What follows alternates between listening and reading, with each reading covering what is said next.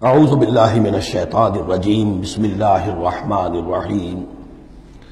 اس کے بعد 8 احکام آ رہے ہیں مسلمان معاشرے کو مضبوط اور مربوط رکھنے کے لیے، اس لیے کہ اقامت دین کی جد و جہد، غلبہ دین کی جد و جہد، اگر یہ جماعت مضبوط نہیں ہے، مستحکم نہیں ہے، مربوط نہیں ہے تو ظاہر بات ہے جد و جہد کمزور ہوگی۔ اور اس کے اندر رکھنے کہاں سے پیدا ہو سکتے ہیں؟ 2 بڑے حکم اور 6 چھوٹے حکم۔ ویسے وہ چھوٹے کس وجہ سے کہہ رہا ہوں وہ بھی میں آپ سے عرض کر دوں گا، اس لیے کہ وہ ایک آیت میں 3 جمع کیے، اور یہاں پہلے جو 2 بڑے حکم آ رہے ہیں ان کے لیے مستقل آیات نازل ہوئی۔ بڑے احکام میں سے پہلا کیا ہے؟ یا ایھا الذین آمنوا ان جاءکم فاسق بنبأ فتبینوا ان تصیبوا قوما بجہالۃ فتصبحوا علی ما فعلتم نادمین۔ اہل ایمان، اگر تمہارے پاس کوئی فاسق شخص آئے جو متقی نہیں ہے، وہ آئے کوئی بڑی خبر لے کر، اطلاع لے کر، فتبینوا تو تحقیق کر لیا کرو، اس کی خبر پر کوئی اقدام نہ کر گزرنا۔ ہو سکتا ہے وہ غلط بات بتا رہا ہو تمہیں کہ فلاں قبیلہ جو ہے حملے کی تیاری کر رہا ہے، تو تم پہلے اسے پری ایمپٹ کرنے کے لیے فوری طور پر تم حملہ کر دو، نہیں، فتبینوا تحقیق کر لیا کرو، ان تصیبوا قوما بجہالۃ، مبادا تم جا پڑو کسی قوم پر نادانی میں، حملہ کر بیٹھو کسی قوم کے اوپر، کسی قبیلے کے اوپر نادانی میں، فتصبحوا علی ما فعلتم نادمین، اور پھر تمہیں ہونا پڑے جو کچھ کہ تم نے کیا ہو اس پر نادم۔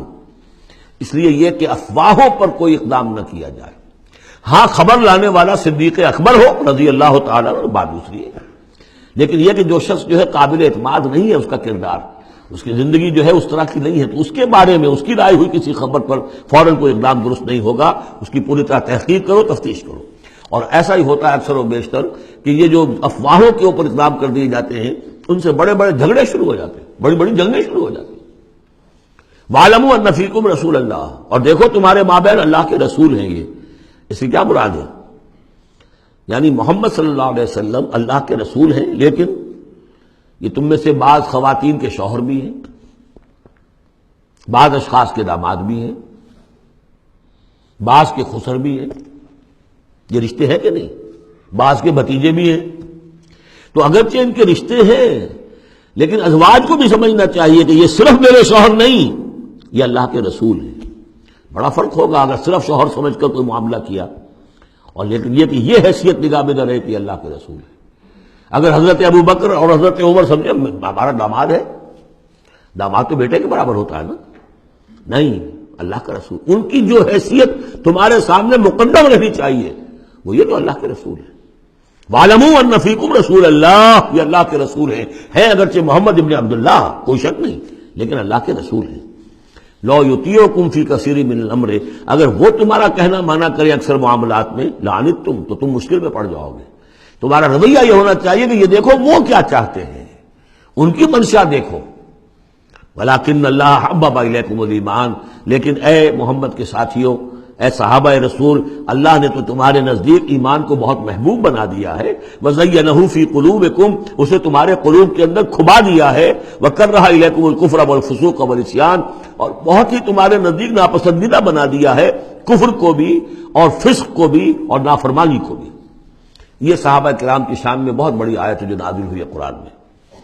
وَلَٰكِنَّ اللَّهَ حَبَّبَ إِلَيْكُمُ الْإِيمَانَ وَزَيَّنَهُ فِي قُلُوبِكُمْ وَكَرَّهَ إِلَيْكُمُ الْكُفْرَ وَالْفُسُوقَ وَالْعِصْيَانَ أُولَٰئِكَ هُمُ الرَّاشِدُونَ، یقیناً یہی لوگ ہیں جو صحیح راستے پر ہیں اور جو سعادت مند ہیں اور جو آخری کامیابی کو حاصل کریں گے۔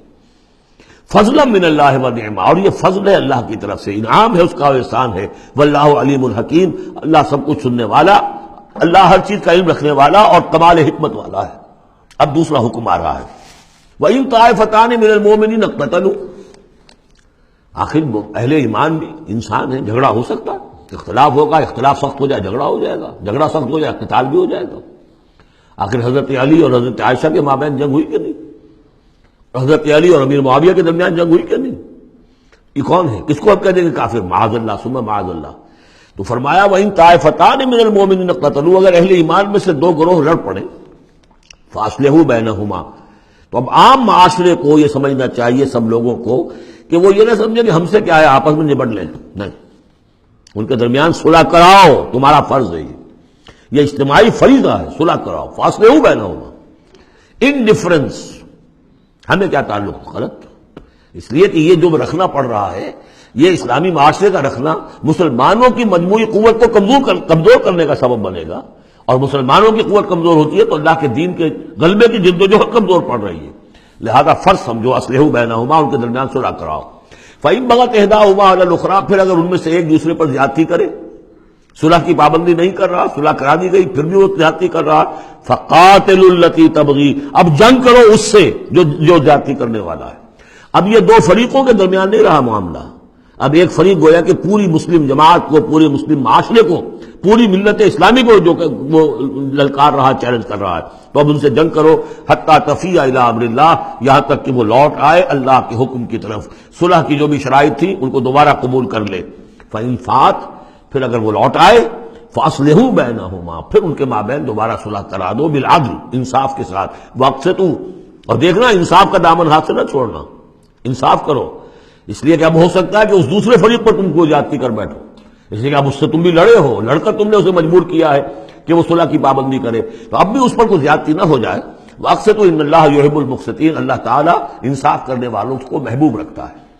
یہ تو دو بڑے بڑے حکم ہو گئے۔ اب ایک آیت میں 3 حکم اور دوسری میں پھر 3 حکم، یہ چھوٹے چھوٹے انفرادی سطح کے اوپر یا برادریوں کی سطح کے اوپر یا جماعتوں کے اندر جس طرح کے بڑے بڑے چیزیں پیدا ہو جاتی ہیں، بعض چیزیں معمولی نظر آتی ہیں لیکن اس سے دلوں کے اندر زخم پڑ جاتے ہیں۔ انما المؤمنون اخوة فاصلحوا بین اخویکم، یہ تو اسی کے ساتھ آ گئی۔ یقیناً تمام اہل ایمان جو ہے وہ آپس میں بھائی بھائی ہیں، بس اپنے دو بھائیوں کے درمیان صلح کرا دیا کرو، واتقوا اللہ، اللہ کا تقوی اختیار کرو، لعلکم ترحمون، تاکہ تم پر رحم کیا جائے۔ صدق اللہ العظیم۔